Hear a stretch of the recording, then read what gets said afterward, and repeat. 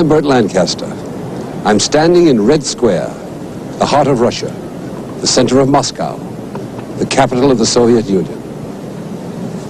Here is St. Basil's Cathedral, the Spassky Bell Tower, the Kremlin Wall, and here behind me, where you see those lines of people, the tomb of Lenin, founder of the Soviet Communist Party and of the Soviet state, which in 1977 celebrated its 60th anniversary. On a pleasant summer morning in 1941, nothing seemed more peaceful than Red Square and Moscow itself. It was June 22nd, a Sunday. People were strolling along the broad streets, shopping in the big department stores, going to the country for the day. They did not know that Hitler's legions, 5 million strong, had crashed over a frontier 1,800 miles long at 4 a.m. that very morning. Nor did they know, not yet, not until a government broadcast at noon, that the Soviet Union was at war. The unknown war. A war that broke Hitler's back and ended his dream of the new order. A war of Stalingrad, of the Battle of Moscow, the siege of Leningrad, the fall of Berlin. A war of the largest land battles ever fought, of the world's greatest tank battle. A war of heroism and sacrifice, such as the world has never seen. It was a war that cost Russia 20 million lives, possibly more. To us in the West, even today, this conflict of the Eastern Front remains the unknown war. Our series begins with the first day of that war, June 22nd, 1941.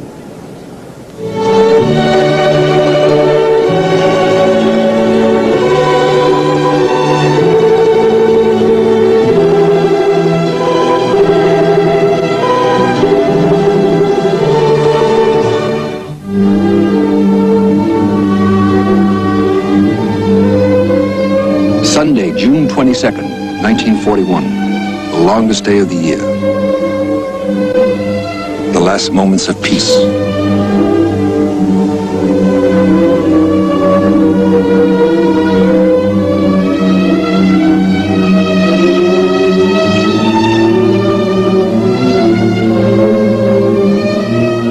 Sprawling from Europe into farthest Asia, Russia was a giant asleep. As Winston Churchill put it, to the rest of the world, she was a riddle wrapped in a mystery. Like the United States, she was at peace.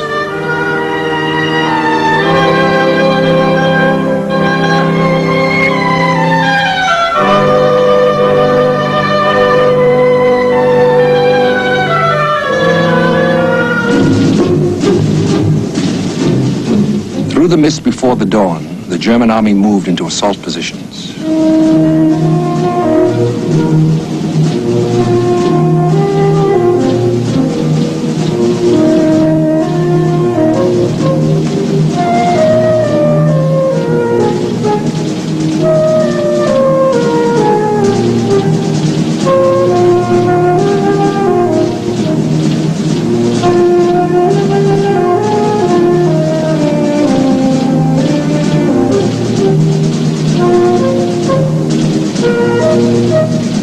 Hour was 4 a.m.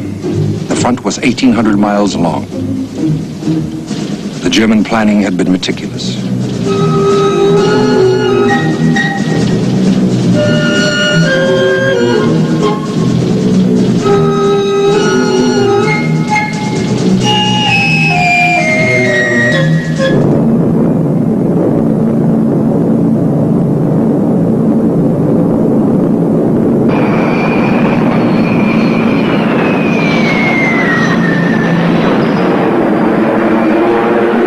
Nearly 5,000 planes, 6,000 guns, the greatest mass of artillery the world had ever seen.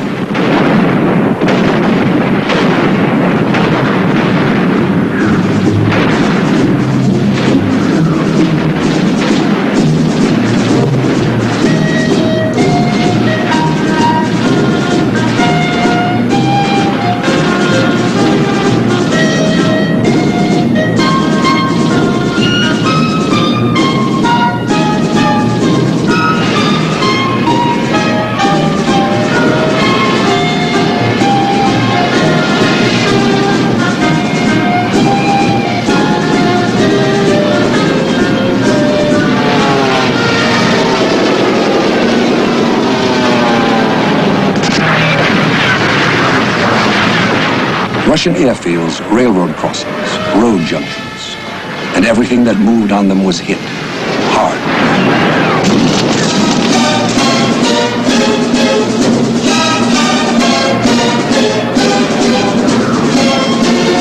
The Soviet forces were stunned.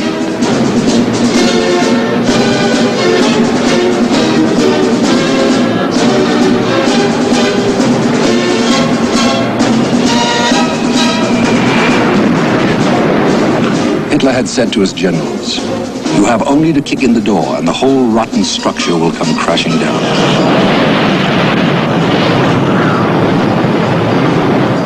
Hitler had not thought it necessary to declare war on the Soviet Union until after the attack had begun. It was to be a familiar pattern, the blitzkrieg, and its ferocity was appalling.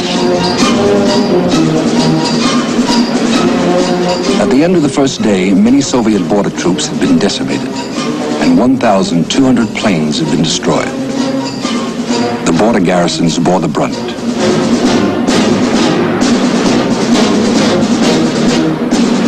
In the first minutes of the Nazi attack, the fortress of Brest on the border was enveloped.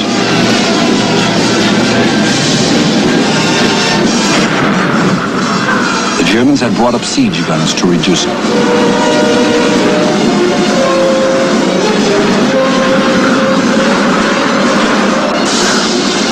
The fortress sent out a message.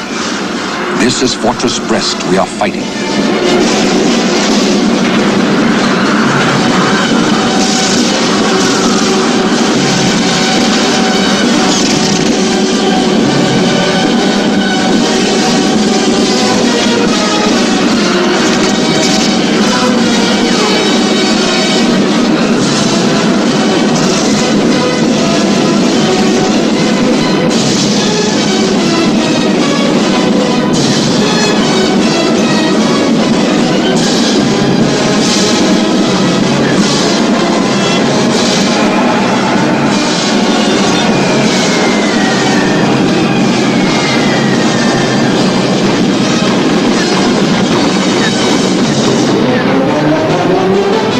Sought what safety they could.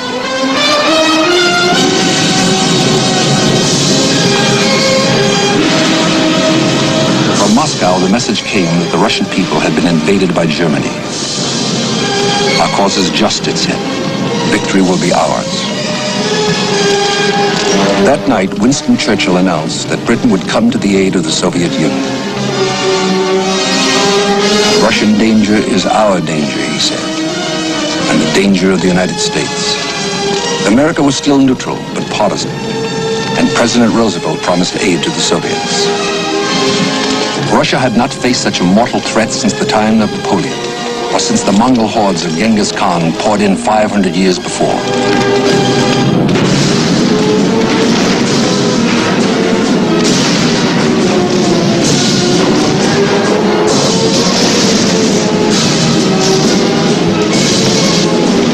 Under the assault, many wondered how it all happened.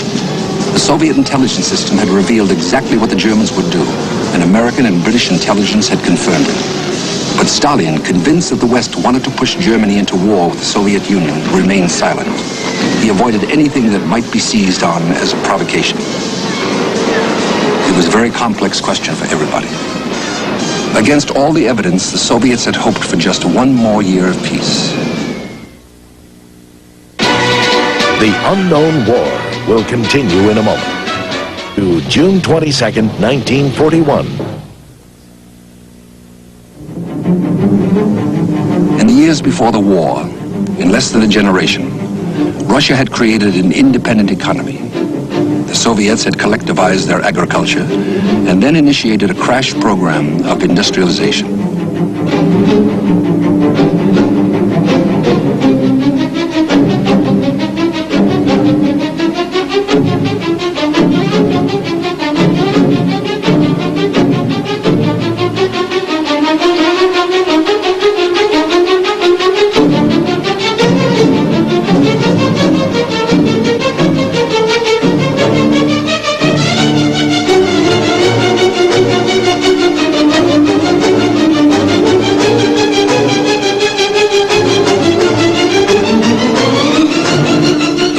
learned as they labored,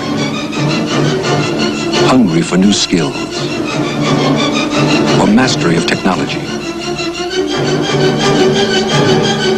Factories had to have priority over creature comforts.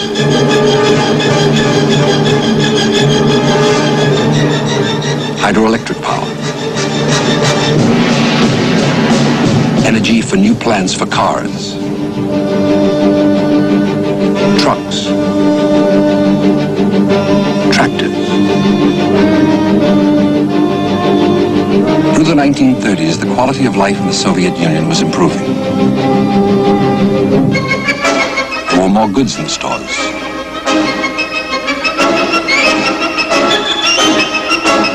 It was no luxury, but the people were well clothed. They seemed content.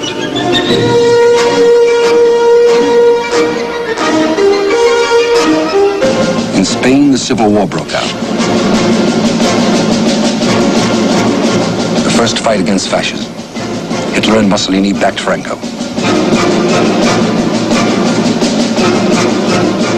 The Soviet Union supported the Republicans, and many Soviet citizens volunteered to go.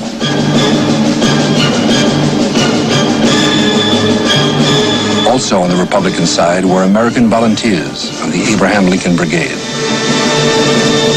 Ernest Hemingway was there. So was Paul Robeson. Soviet pilots fought Hitler's aces in the air over Madrid.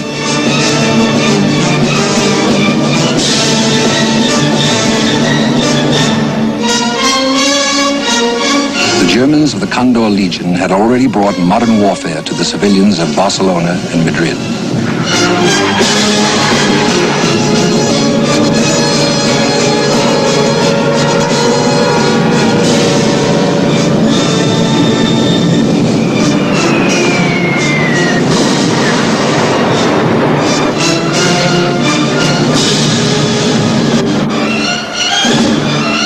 Their bombs had obliterated the town of Guernica, creating a symbol of the horror of war.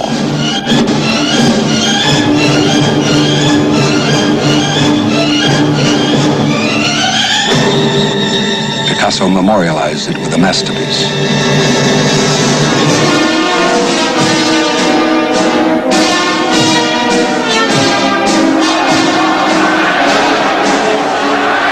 Hitler proclaimed that his Third Reich would last for 1,000 years. In Nuremberg, Munich, Berlin, he declared Germany's right to Lebensraum. And the living space he lusted after lay to the east.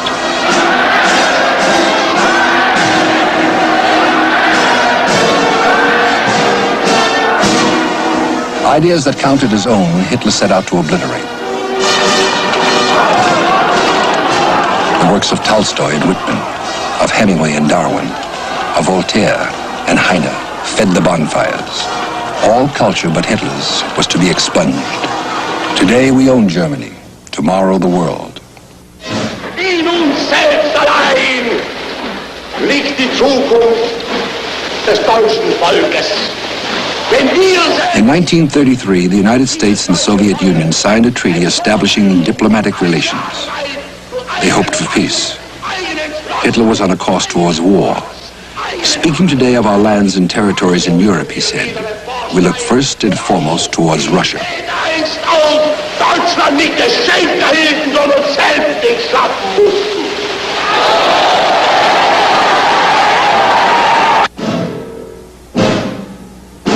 Hitler had the full backing of Germany's military-industrial complex.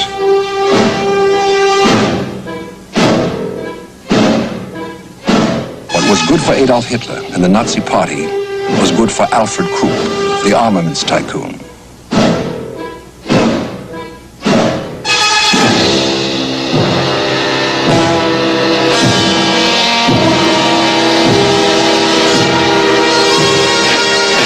Confidently, Hitler reoccupied the Rhineland, took back the Saar Basin, and absorbed Austria.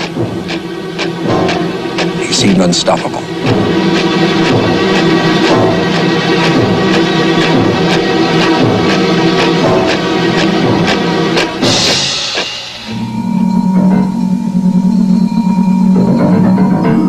Then, at Munich, Bowing to Hitler's promise of peace, Chamberlain and Daladier, the premiers of England and France, forced Czechoslovakia to relinquish the Sudetenland.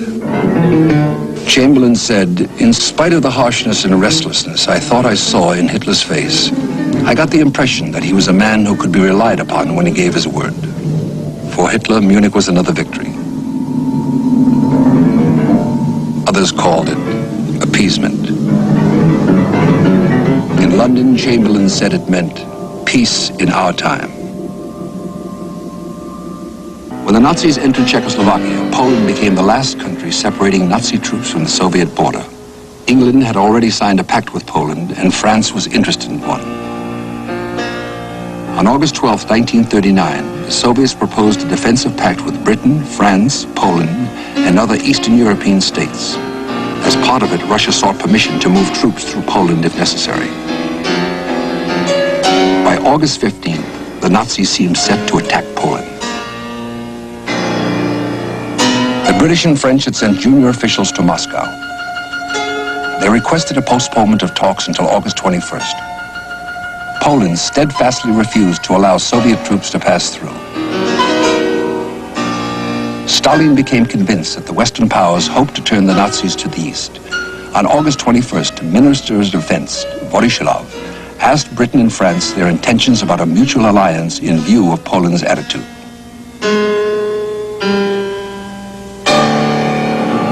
There was no reply. The Soviets believed they had no choices left. 2 days later, Hitler's foreign minister, Joachim von Ribbentrop, arrived in Moscow.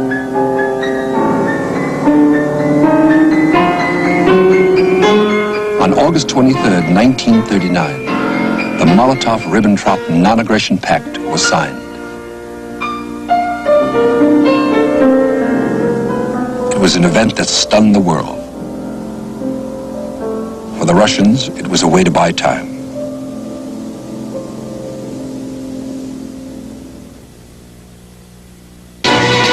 The unknown war will continue in a moment. To June 22nd, 1941. On September 1st, 1939, Hitler invaded Poland.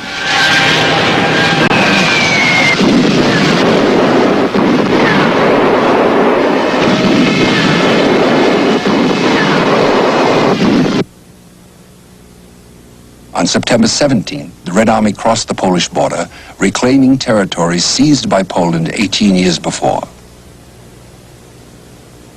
The pact had only delayed the inevitable.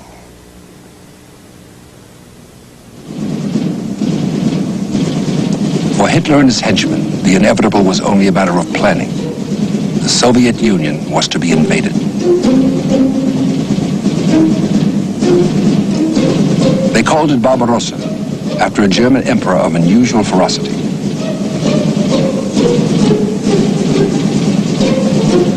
There would be a three-pronged drive into the heart of the Soviet Union. The target to the north was Leningrad.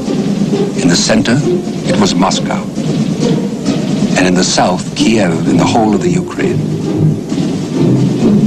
The Soviet Union was to be totally destroyed and the land occupied up to a line drawn from Archangel to Astrakhan.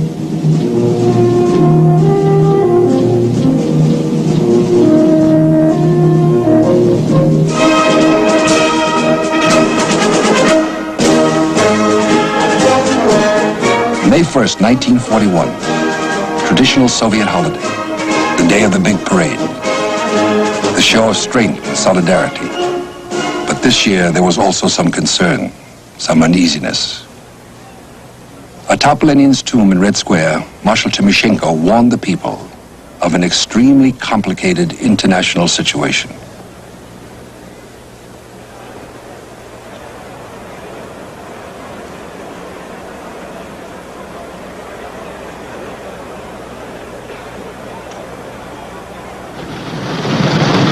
Tremendous efforts were being made to rearm the Red Army with modern weapons, including new tanks. But these efforts had just begun, and the capabilities of their armaments remained in doubt. In 1940, the Soviet Union and Finland came into military conflict over border disputes. The Germans watched the difficulties the Soviet army experienced with great interest. Was it a reliable indicator of Soviet strength?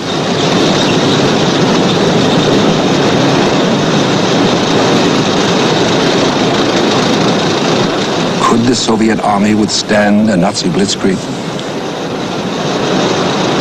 The foreign observers at the May Day parade saw the latest Soviet weapons and pondered the Russians' chances. Stalin watched and continued to hope for at least one more year of preparation. On June 21st, 1941, Molotov asked the German ambassador in Moscow to explain the rumors of war. Unaware of Hitler's plans, the ambassador reassured Molotov that the German intention was peace.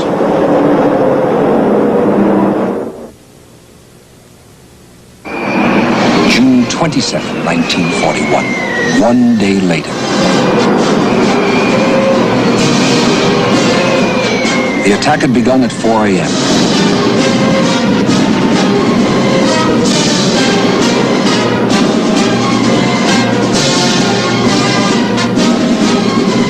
On a front stretching from the Arctic Circle to the Black Sea, over 1,800 miles, Hitler loosed his legions.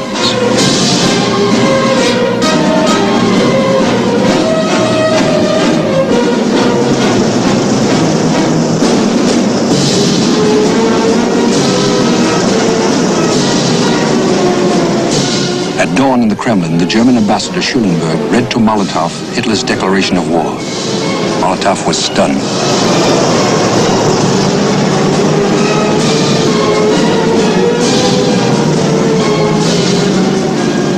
The strike had the weight of 190 divisions, 5 million men, 47,000 guns and mortars, 4,300 tanks, almost 5,000 warplanes.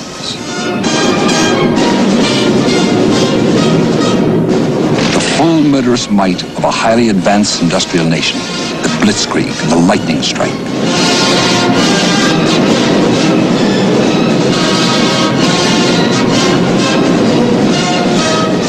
Hitler's principal ideologist, Alfred Rosenberg, had already worked out his plan for the East.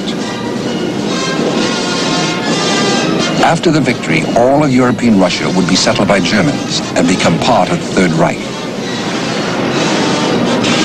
The people already there, the Russians, millions of them, would be killed or removed.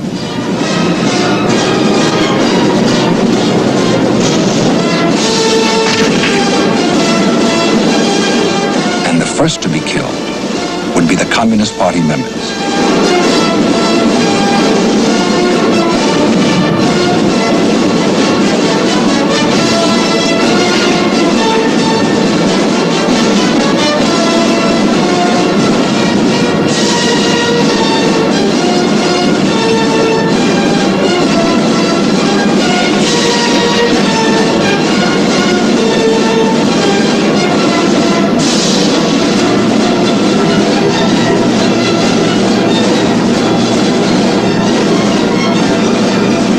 German High Command ordered its advancing troops to punish opposition by executing 50 to 100 Russians for every German killed by a partisan.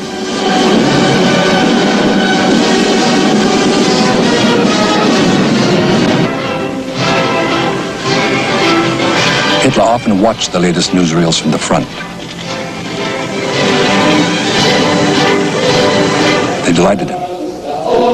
His surprise attack had worked beyond all expectation. The Soviet cities fell. Grodno, Minsk, Bobruisk, Gomel, Mogilev, Kaunas, Vilnius, Ostrov, Pskov. The annihilation in Poland, Belgium, Holland, and France was being repeated, only on a grander scale. Churchill had said that Hitler's plan was undoubtedly Poland in 39, France in 40, Russia in 41, England in 42, and maybe America in 1943.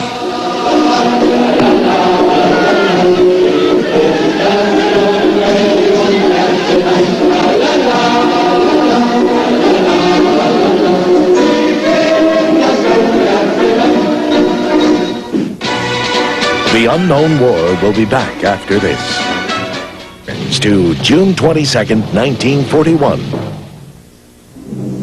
In the opening phases of Operation Barbarossa, tens of thousands of Soviet troops died or were made prisoner.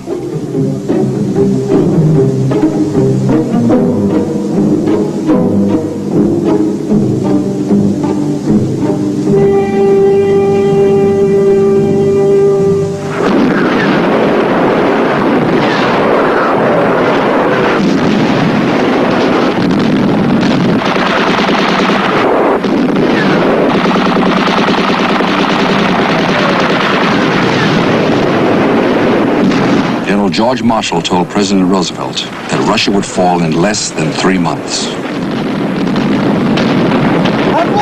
British Field Marshal Wavell said only 6 weeks. Hitler declared that the Soviet Union was already crushed.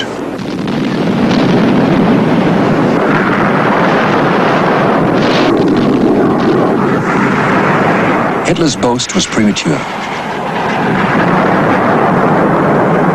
Gradually, the terrible toll of Soviet troops and materiel slackened.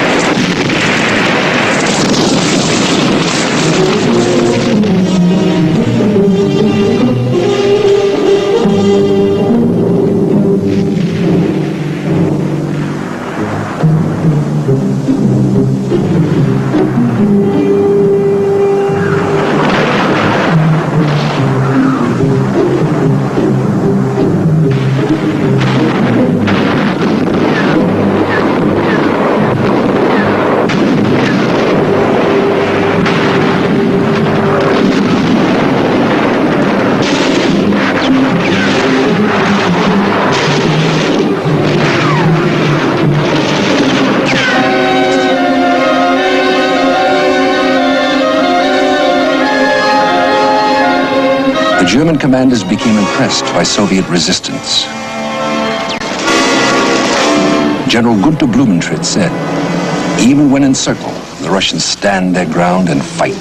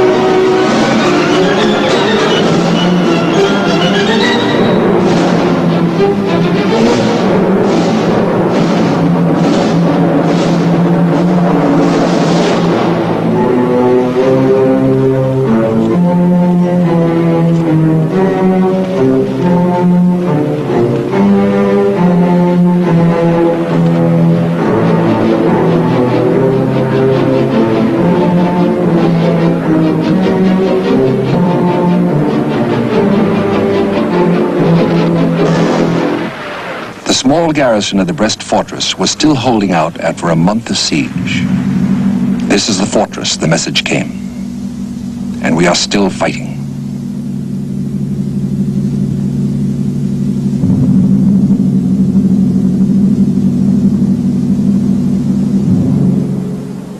I'm standing at the battle-scarred walls of the fortress of Brest, on the western border of the USSR. At dawn on June 22nd, 1941, the Nazis began their savage drive eastward across the Russian frontier.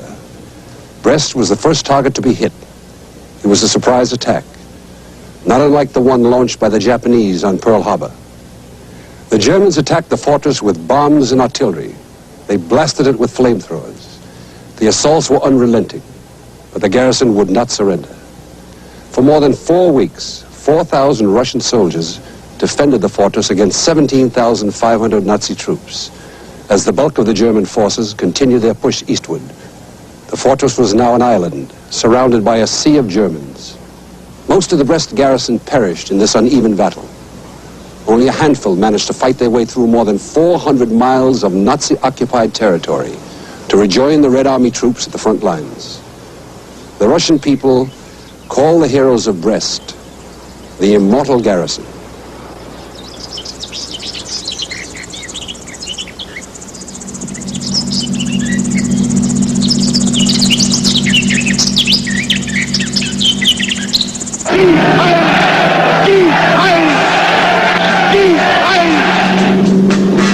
Hitler himself announced the fall of the citadel. He took his ally Mussolini on a sightseeing tour of the German army's achievements on the Eastern Front. The highlight was Brest.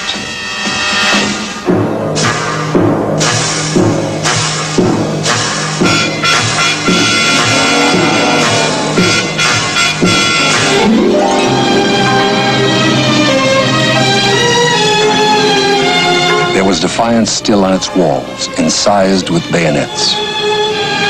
I am dying, but I will not surrender. Farewell, my country.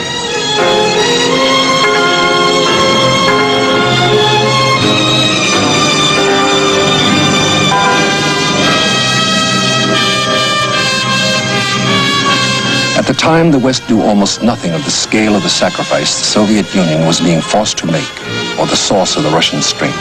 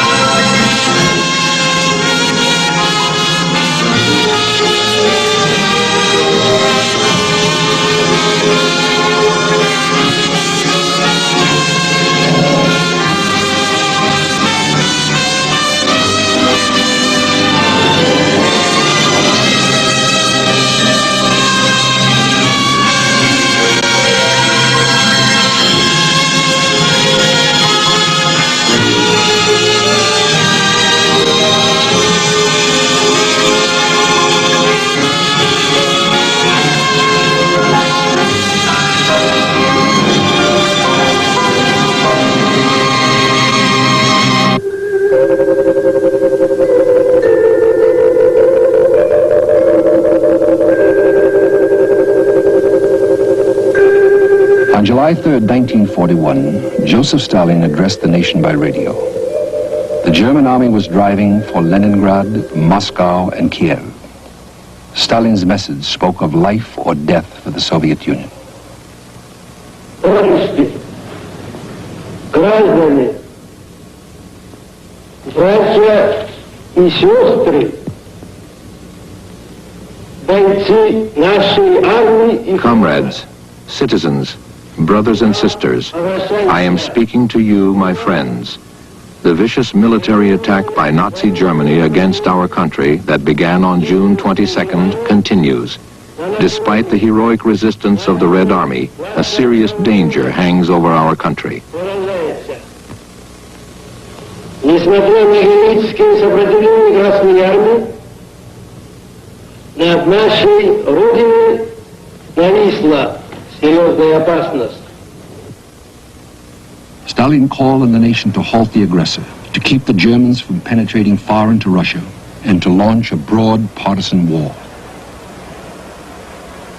The entire nation was to become one vast military camp.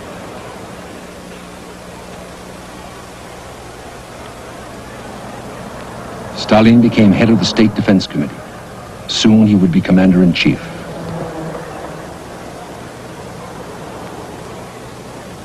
And the Russians gave the war their own name. It became the Great Patriotic War.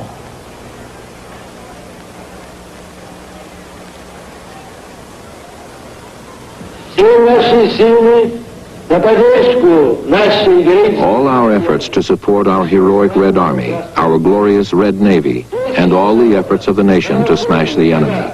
Onward to victory.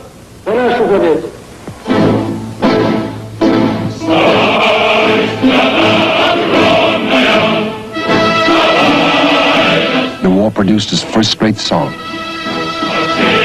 The Sacred War.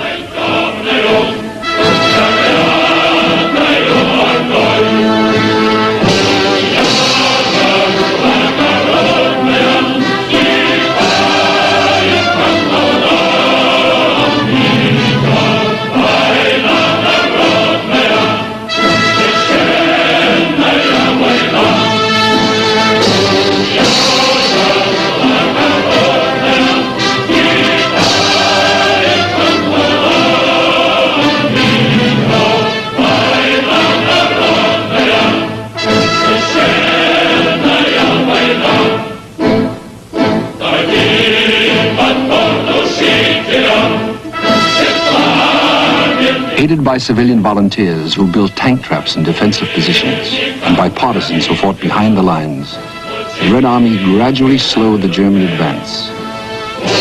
What they were forced to give up, they destroyed.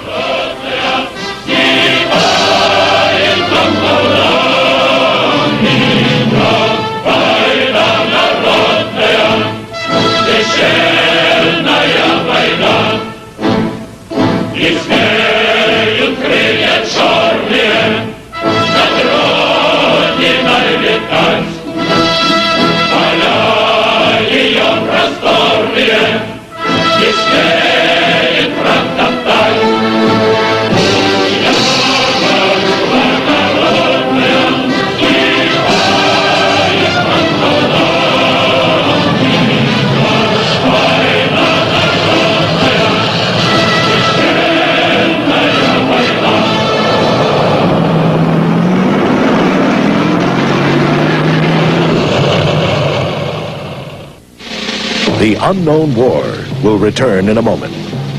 It's to June 22nd, 1941.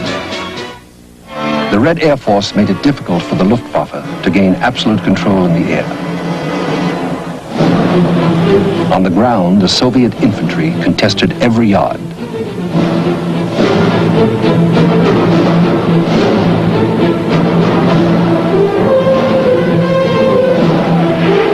And the Russian artillery proved very formidable.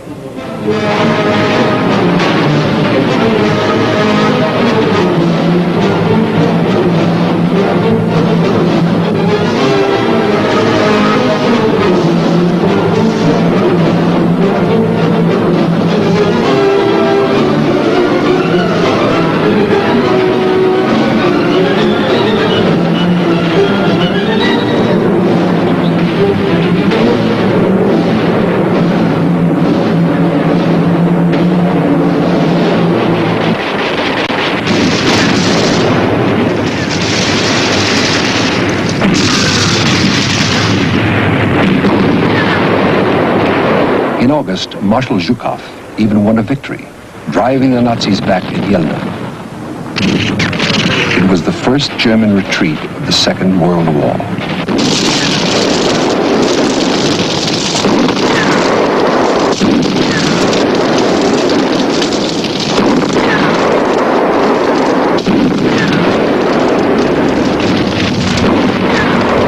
By now the Wehrmacht had lost half the tanks with which it had entered Russia, 1,300 aircraft, and over 500,000 men.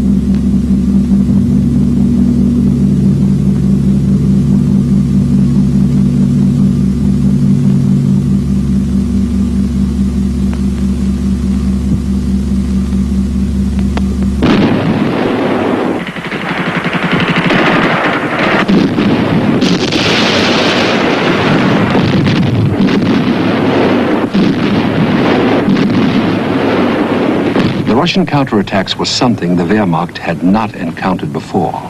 Also, the Germans had not foreseen the problems of supplying their spearheads after the speed of their initial advance had carried them far across the plains of Russia.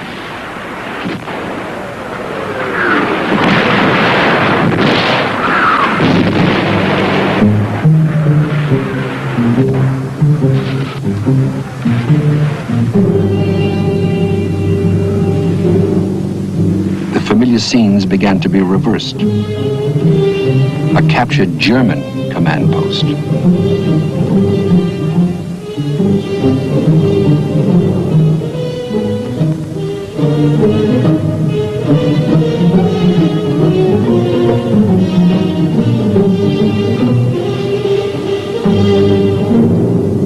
The first German prisoners were numbed. Their Führer had promised them a quick and easy victory. But this was the first taste of defeat.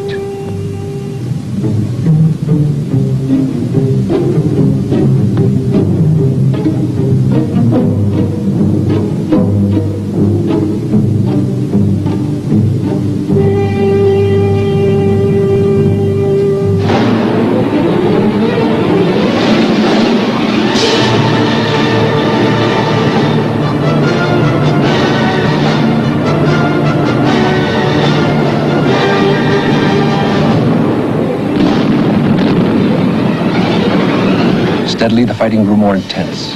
Gradually, the Red Army reorganized its communication with the Stavka, the Soviet High Command, bringing heavier and heavier force to bear.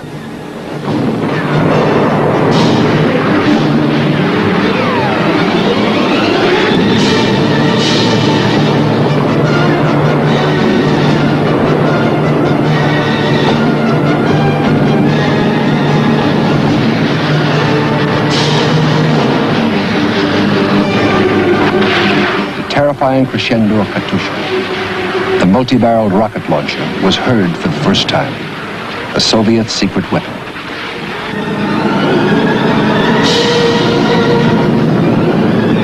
In the air, the struggle was as intense. The Soviet Air Force had lost heavily during the first hours of Barbarossa. Now, it gradually deployed its latest bombers and fighters.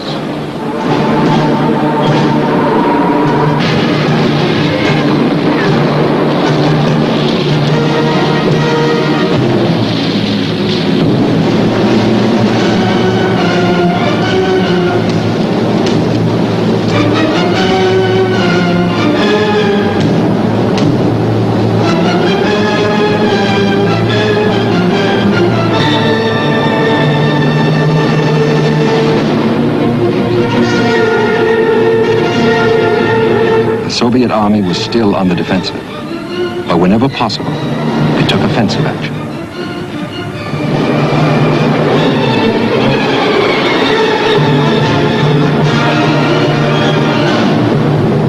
No one in Russia sought to minimize the danger. The great cities of Leningrad and Kiev were in peril, and day by day, the menace pressed closer to Moscow itself. Hitler confidently announced, "Soldiers, Moscow is ahead of you. You have marched through the streets of the finest cities of Europe. Only Moscow remains. Make her bow. Show her the strength of your weapons. Walk through her squares.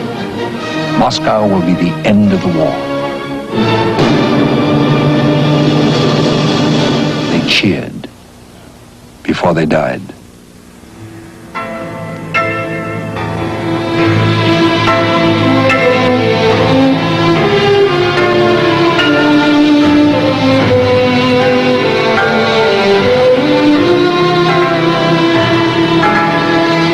Days of extreme crisis, party members prided themselves on being the first to fight and the first to die.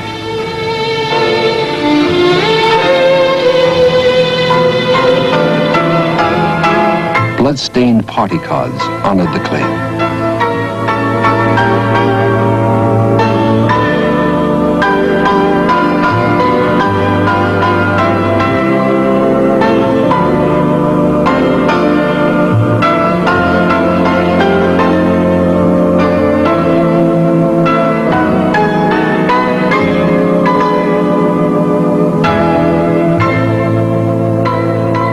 Called the pioneers of victory, these soldiers of 1941. In the 1,418 days of war, millions would fight and millions would die.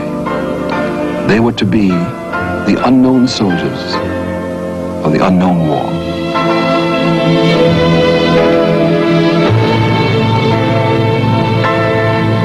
Our next story, the battle for Moscow. In the fall of 1941, the unbeaten Nazi legions came within sight of the spires of the Kremlin. In an epic battle, the Red Army pushed them back and destroyed the myth of the German invincibility. It was a turning point in the unknown war.